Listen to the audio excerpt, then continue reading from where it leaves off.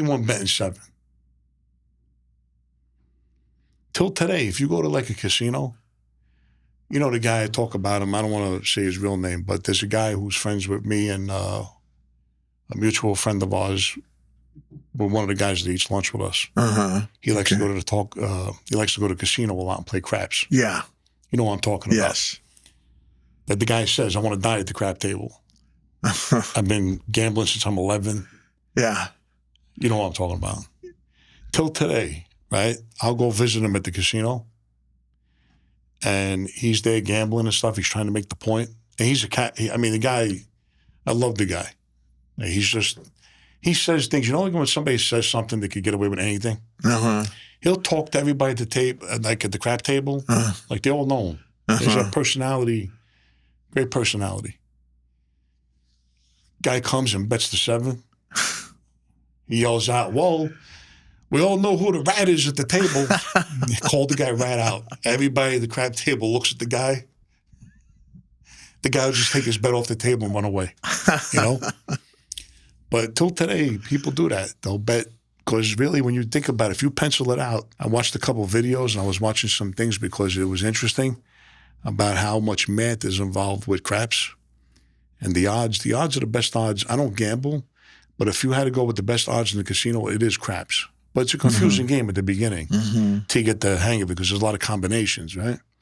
But if you start doing your due diligence and you look into it, betting the 7 is the best odds.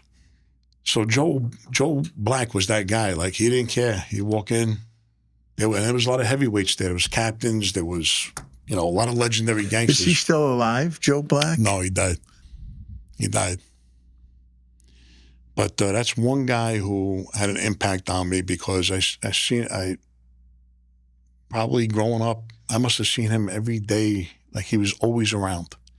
Then he moved his club from Mulberry up the block. He still stood on Mulberry Street, but now he was between Broome and Grand, like right across from Cafe Roma, next to a restaurant called Grotto Azzurra. Grotto Azzurra was a restaurant down the basement. I don't know if it's still there. I think it is, but great food. At least when I was back then, a lot of the restaurants were really good. Today I hear it's like, real touristy and stuff, But the Grotto, we used to call it, was like 2 flights down, short flights, like a staircase, landing, another staircase, and then you're in this basement. And, it was like a grotto. It's like they made it like a cave-like type thing, but excellent food. So there was the Grotto Azzurra on the corner. The entrance was on Broome Street, between Broome and Center. And then if you go around the corner to Mulberry, there was Joe Black's Club, right across from Sandors. Sandors was a bar. The bar's still there. They shot one of the Soprano scenes in that bar called Sandors. So Joe Black's Club was right across from there. So he took everything that was in that other club and put in this new club. But if you went by Joe Black's Club, nobody would be in there, just him. He was known, now that I think about it, he was a known nut job from the neighborhood. Well, it sounds like he was really concerned about image because, as you say, he had the fedora and the cane so he was conscious of creating an image. He wanted people to see him in a certain way. He wanted to have an image. That's true. But also, too, like when you went to other wise guys clubs, you had a lot of wise guys hang out there. His club, there was never nobody. Well, why was that? I think because everybody knew he was nuts.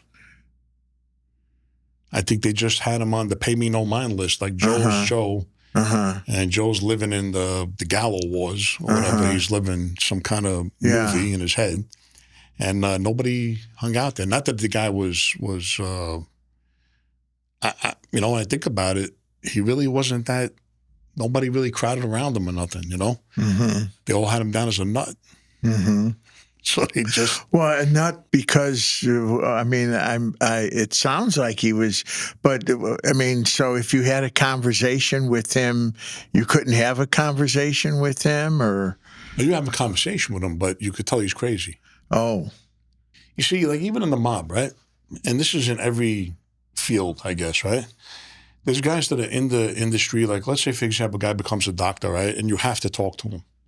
you'll talk to him, but you may not take him as serious as the next doctor. Well, yeah, that's true. Right? Yes. Same with the mob, right? You'll get a gangster talking to another gangster, and that guy might be a known nut. Yeah. And they go, well, he's a stand-up guy, he's a tough guy, but he's just nuts. Yeah. So we can't really listen or take what he's got to say. Come to think of it, I know a couple of nuts in my own profession. Well, there you go. Now, you'll sit and talk to them because of the respect of the license and the respect of the professionalism, right? Right, but you're gonna walk away. you don't want to have anything to deal with those people. It's like, this person, other than if I have to deal with them, I don't want to deal with them because, who wants to hear their whole thing? I think that was Joe. And I think that Joe was so respected and been through so much already that really he didn't need to, really politic or anything like that. Uh-huh. Because he was so well established that he's been through a war. He almost died. Yeah. He's been tested, Yeah. So he didn't need to really politic or anything. He already had his button. He already had his, everybody it's Joe. Yes. Yeah. So it's not like he wasn't trying to be like a captain or like a boss or anything like that. I guess he was just happy being crazy, Uh-huh. So Joe Black, I guess, was happy being Joe Black, Uh-huh. known as Joe Black, very good reputation, just a nutcase. Well, but again, this sort of shows that in certain instances, things apply across the boards because, as I was saying, there's even people in my profession that, have been established, that have had many high-end jobs, et cetera, but people will say, you don't want to deal with that person. They're just a nutcase. They're hard to talk to, or they're strange, or they get you in funny situations. Just sort of stay away from them. So yeah, there's an example of something that runs true across the boards. Now, I will say this now. There are doctors who, how could I say this, who will tell the truth. Okay, so for example, when I was doing the martial arts, I got a torn cartilage in my right knee. Still have it till today. Never got it fixed. And here's why. So I was training with a guy in my neighborhood. His name is Tony Zuzio. I talk about him. Love Tony Zuzio. He was like a, family to me. And he taught me a lot with the martial arts. And the guy was, high-ranking martial artist, and the guy was a legend in our neighborhood. I was training at his school, and my leg did a shake and bake. I fell back. I got up, and it just popped like a shake and bake where I just lost balance. Oh. And it hurt. My knee blew up with water, and I couldn't move it. So I got to go to the doctor, right? I never forget, I went to this doctor, Dr. De La Vargas. I went there, and back then, I'm talking about in the probably late 70s, early 80s, I was like 16, 17 years old. He came out with a needle this big. And he says, if it comes out blood, that means you have damage. If it comes out yellow, it means you have like a sprain or ligament. That was like the difference, whether it was yellow or blood, right? He sticks this needle, I'll never forget it, in my leg. Today, they probably got a lot of other methods to check for your water on your knee. Well, he went in, he put the needle in my knee to get the water out, to see what color it was. My eyes rolled over because that's how much it hurt. Oh, boy. Yeah. They don't do that today. Today, I think they just put a little, I don't know how they do it, but I think they just test you like with a little pinch and they could tell or maybe you don't even have to draw any water out of your knees, right? Maybe they just give you a pill or something, it goes away. I'm going back it was primitive, right? So he goes, gives me this big needle, my eyes roll over, comes out. He says, I'm going to send you for a CT scan, where they put dye in your leg and then they take a picture of it. So I go through that. He came back. He says, you have a torn cartilage. He says, I could fix it. You need to be operated. He says, $5,000. That was back then. So my family, at that time, we couldn't afford it. I'm walking around and I'm saying, at least after like a couple of weeks on a cane, I was okay. So there was a restaurant in my neighborhood called Ruggerios. I don't think it's there anymore. Matter of fact, I know it's not there anymore. And there was a wise guy that owned the place. His name was Zito. Oh, okay, there you go. There's Ruggerios right here. Okay. Yeah, that's when Ruggerios was Ruggerios. It was one of the best restaurants ever downtown in Little Italy. And the guy who owned it was a main guy with the Genovese family. His name was Joe Zito. We used to call him Joe the Butcher. It was his father. There he is. Joe the Butcher was a tall guy. He was like maybe 6'4". You know, I think he's still alive today. God bless him. But Joe the Butcher, they called him that because he worked in a butcher shop. I think it was his father's butcher shop, and he worked as a butcher. So Joe Zito, I used to go to his restaurant, you know, always walking around the neighborhood. He knows who I am. He knows my whole family. We know him. And I'm telling him about my knee because he asked me, so what happened? You know, I had a little cane or whatever. And he says, don't go to my doctor. He says, I'll tell you the truth. So he sends me to his doctor. I go up to uptown somewhere. It's all set up. He set the appointment up. Doctor's going through my reflexes and looking at the pictures I have from the scan from the last guy. He says, let me ask you a question. What do you do for a living? I says, I don't do anything for a living. He said, are you an athlete? I go, no. I said, I wish I was an athlete. He said, well, is it something like you play sports, you got to get back on the field? I go, no.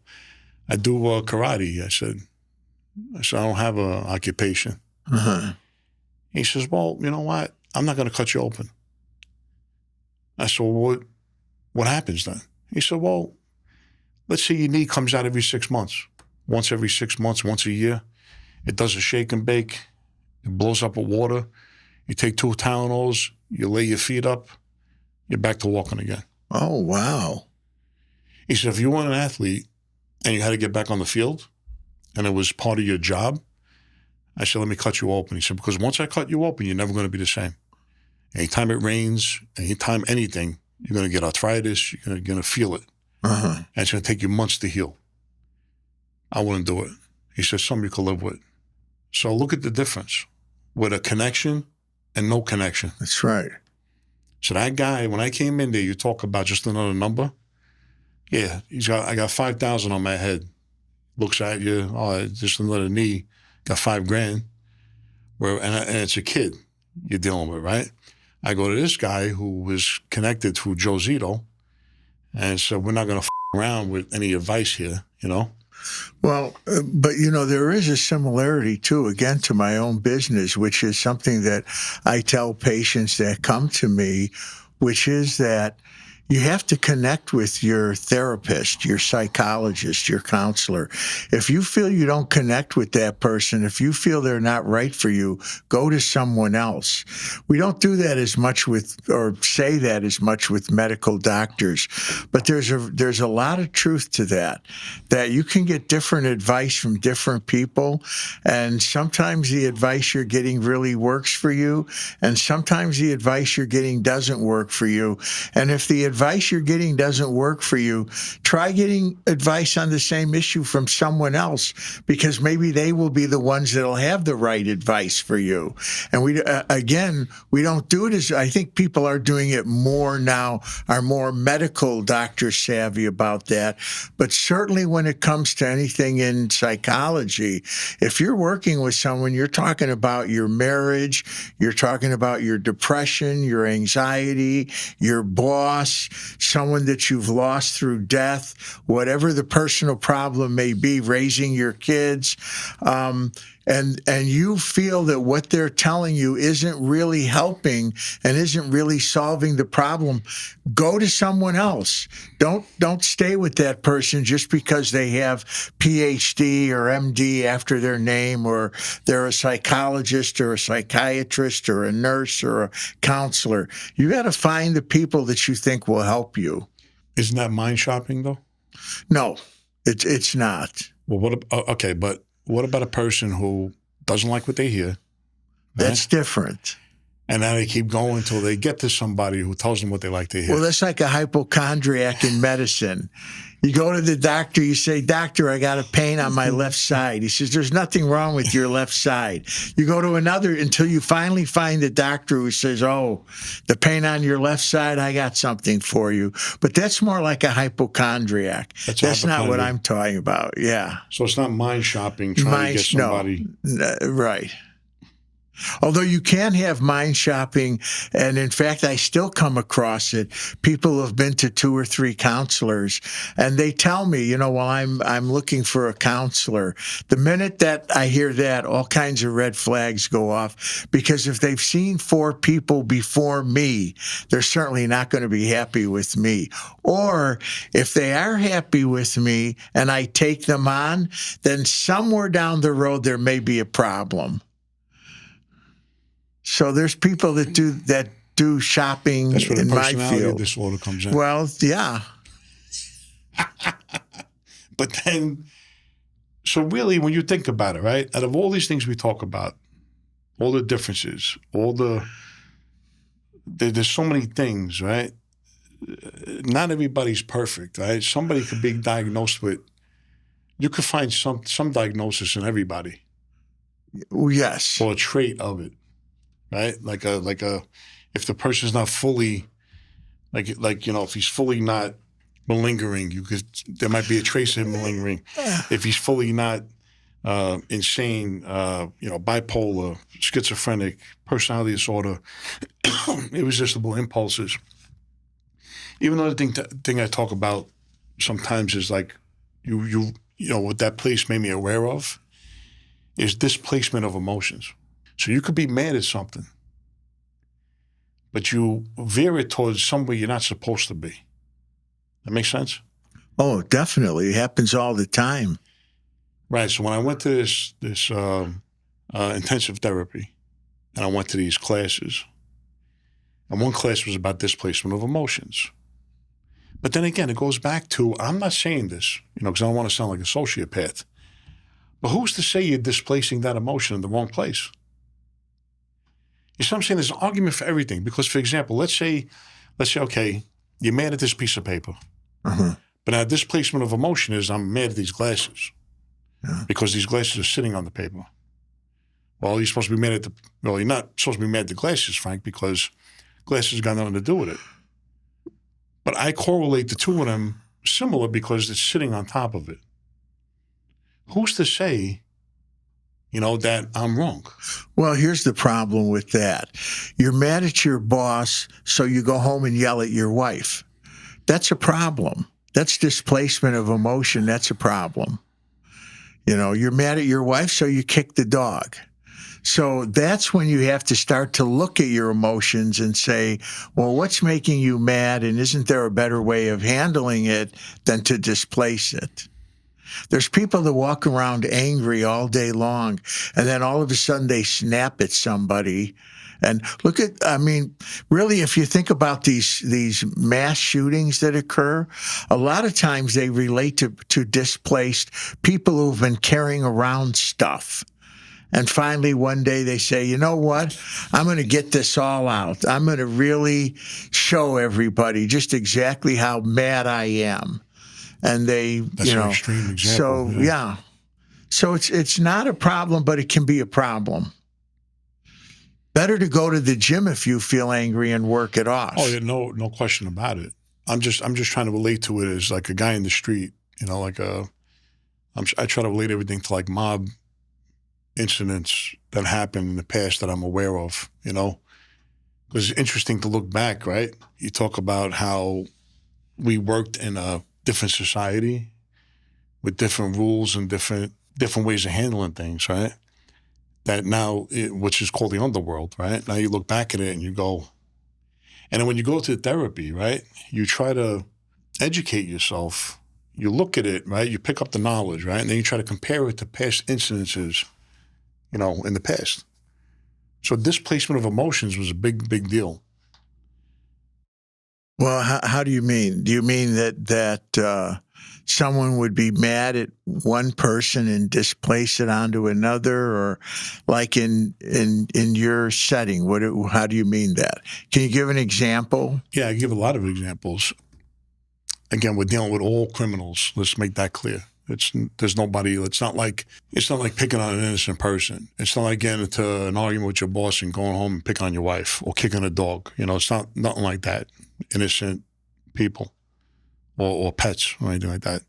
We're dealing with all criminals. So, for example, let's say one family had one person that's connected with one family did something to somebody in another family, and now that family, anybody to do with that family, they're mad at. Oh, okay. Okay? Yeah. So yeah, okay. The Gambinos did something to, let's say, the Genovese family. Now, the Genovese family's mad at all Gambinos because you're with the Gambinos. Yeah. Is that a displace of emotion? Or is that rules and codes of the society? Well, that's a good question. And you're dealing with all criminals. Nobody's innocent here. Mm-hmm. It's like when, revenge, right? It's like, okay, so so-and-so, they killed somebody in our crew. So now we're going to go back and kill 2 people in their crew. Mm-hmm. And those guys had nothing to do with it. Is that a displacement of emotions? Yeah. Yeah, really. I mean, they weren't sleepwalking, right? Yeah. Well, I mean, is it a displacement of emotions is a good question. In other words, is it like things happen to you throughout the day and you feel angry or upset about them, but if they say, now I can target that to somebody because, they did something to us, and now we want to get back at them. Now I can target whatever anger I feel onto something. That would be displaced emotions, in that way. Okay. As well as a code, as well as following a code. So there's kind of both involved there. Right now, I'm going to bring up a name.